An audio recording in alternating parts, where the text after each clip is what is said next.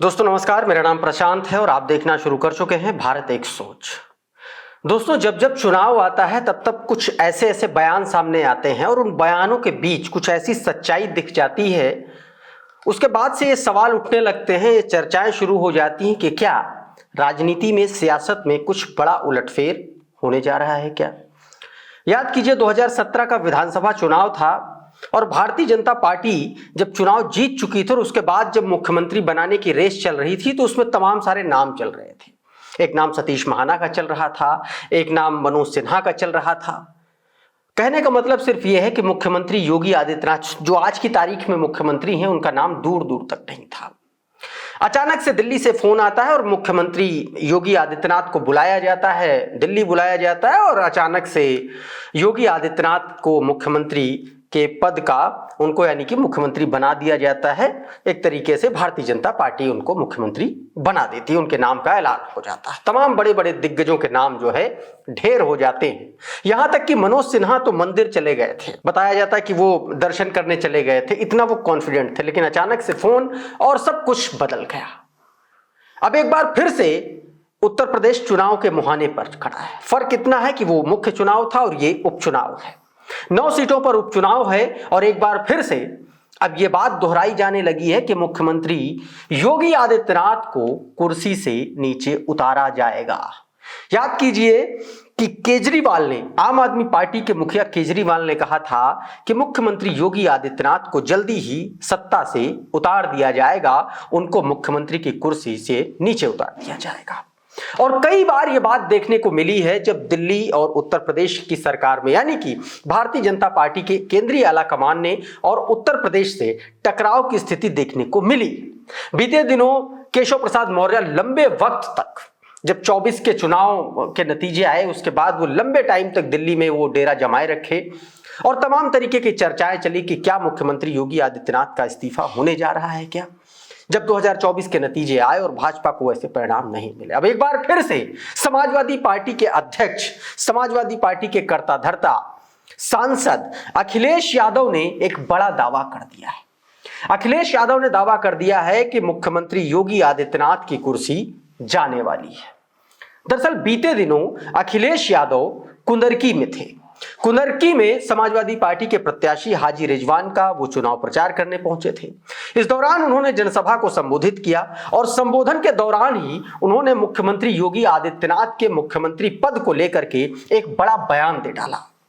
अखिलेश यादव ने अपने बयान में कहा कि आने वाले वक्त में जैसे ही महाराष्ट्र के चुनाव के नतीजे आएंगे वैसे ही सरकार जो है उत्तर प्रदेश में मुख्यमंत्री जो है वो बदल दिया जाएगा, यानी कि कुर्सी नहीं बचेगी। बिना नाम लिए मुख्यमंत्री योगी आदित्यनाथ का बिना नाम लिए अखिलेश यादव ने यह बयान दिया। अखिलेश यादव ने क्या कुछ कहा है यह बयान सुनिए और उसके बाद कुंदरकी का वो रोचक मुकाबला बताएंगे।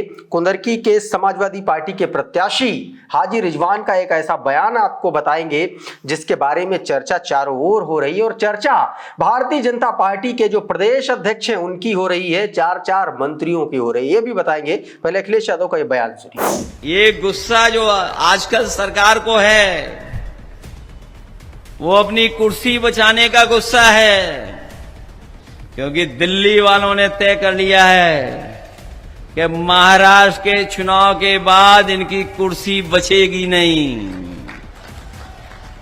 इनकी कुर्सी छिन जाएगी। दिल्ली गए और चाहते थे अपना कुछ बनवा लें, वो अपना नहीं बना पाए। कार्यवाहक चल रहा है, कार्यवाहक। मैं जब चला जाऊं तो यहां जितने खाकी वर्दी वाले इनसे पूछना, अरे बड़ी दुआएं देते हो कानून व्यवस्था की, बताओ आपका जो सबसे बड़ा अधिकारी होता है वो भी अभी तक कार्यवाहक है, परमानेंट नहीं हो पाया है। और ये पहला कार्यवाहक नहीं है, अभी तक कार्यवाहक चल रहे हैं, कार्यवाहक। तो दिल्ली वाले इंतजार कर रहे हैं, दिल्ली वाले मौका ढूंढ रहे हैं कि कब कुर्सी छीन लें।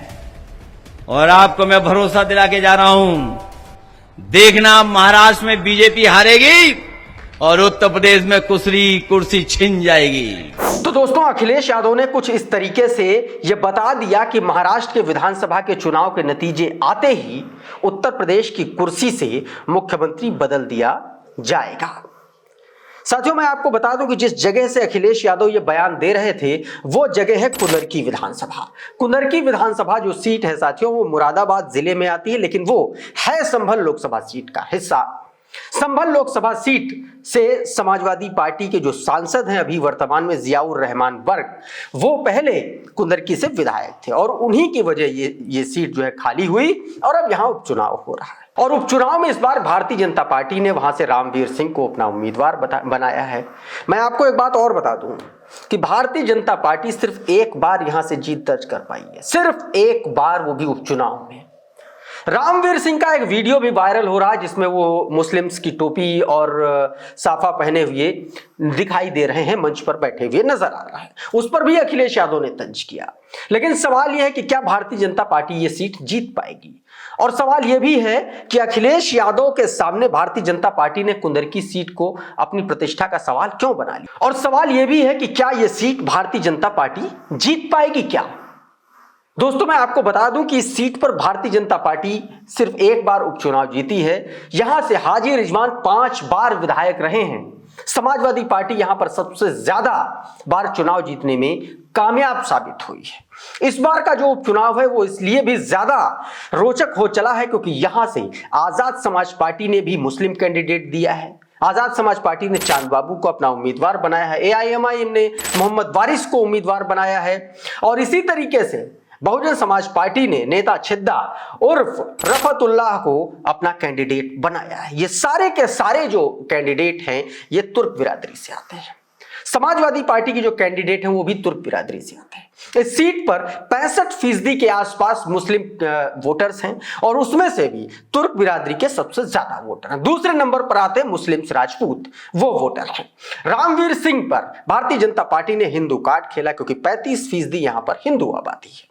ऐसे में क्या भारतीय जनता पार्टी ये सीट जीत पाएगी? ये भी एक बड़ा सवाल है। और ये बात मैं इसलिए कर रहा हूं क्योंकि भारतीय जनता पार्टी ने यहां अपने लगभग 9000 कार्यकर्ताओं की पूरी फौज उतार दी है। 4 मंत्री यहां के प्रभारी बना दिए गए हैं।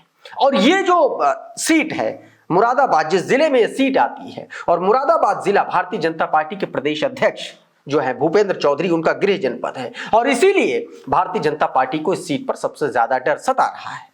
तो सवाल यह उठता है कि 65% मुसलमानों के बीच भारतीय जनता पार्टी ये सीट जीतेगी कैसे? वो भी तब जब अखिलेश यादव ने सीधे तौर पर यहां से मुख्यमंत्री की कुर्सी पर ही सवाल उठा दिया और यह कह दिया कि महाराष्ट्र के चुनाव के बाद उत्तर प्रदेश में सत्ता की जो कुर्सी है भारतीय जनता पार्टी यहां से मुख्यमंत्री अपना बदलने जा रही है। साथियों 20 तारीख को मतदान है और कुंदरकी सीट पर समाजवादी पार्टी बहुत मजबूत नजर आ रही है। और समाजवादी पार्टी की मजबूती का अंदाजा आप जो है हाजी रिजवान, जो समाजवादी पार्टी के जो कैंडिडेट हैं, उनके इस बयान से लगाया जा सकता है जिसमें उन्होंने कहा कि चुनाव प्रशासन लड़ रहा है, बीजेपी कैंडिडेट नहीं लड़ा रहा, इसलिए हमारा मुकाबला खुलेआम प्रशासन से है। मुरादाबाद के सीएमओ, मुरादाबाद के डीएसओ और कई विभाग ये चुनाव लड़ रहे हैं। पुलिस पर आरोप लगाते हुए हाजी रिजवान ने कहा कि जिलाधिकारी ने तो प्रधानों को प्रताड़ित कर रखा है और इसीलिए उन्होंने कहा कि हाजी रिजवान ने कहा कि मैं डंके की चोट पर कह रहा हूं कि जिला प्रशासन नंगा होकर के चुनाव जिताने के लिए भारतीय जनता पार्टी के लिए लगा हुआ है। तो सवाल यह है कि भारतीय जनता पार्टी में इतनी अकुलाहट क्यों है? क्या भारतीय जनता पार्टी मुरादाबाद सीट पर चुनाव एक बार फिर से मुंह की खाने जा रही है क्या? और हाजी रिजवान का यह बयान भी अपने आप में बहुत कुछ बयान कर रहा है कि किस स्तर पर जाकर के भारतीय जनता पार्टी वहां पर चुनाव लड़ रही है। देखना होगा कि कुंदरकी सीट पर इस बार समाजवादी पार्टी कितने अंतर से ये सीट जीत के आती है।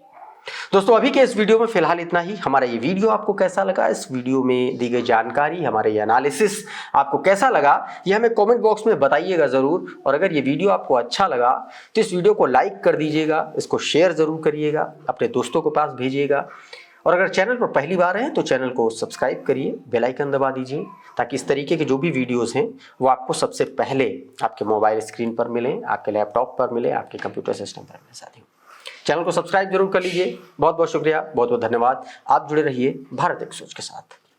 नमस्कार।